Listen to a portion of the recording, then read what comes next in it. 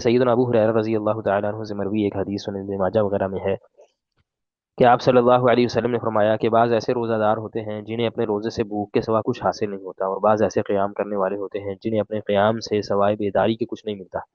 یعنی سارا دن بھوکا پیاسا رہا ہے لیکن اس کو کوئی فائدہ نہیں ہوا اس سے بھوکا پیاسے رہنے کا۔ وجہ کیا ہے کہ اس نے اپنے روزے کی حفاظت نہیں کی۔ تو اپنے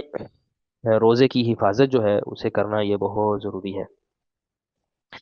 علامہ طیبی رحمہ اللہ الکاشف عن حقائق السنن، جو ان کی مشکات کی شرح ہے، اس میں اس حدیث کی شرح میں فرماتے ہیں کہ یعنی ہر وہ روزہ جو خالص اللہ تعالیٰ کے لیے نہ ہو اور اس میں بری باتیں ہوں، جھوٹ ہو، بہتان ہو، غیبت ہو اور اس طرح کی دیگر ممنوعات سے گریز نہ کیا جائے، تو انسان کو بھوک اور پیاس تو ملے گی کہ بھوکا اور پیاسا رہ گیا ہے، لیکن اسے ثواب حاصل نہیں ہوگا،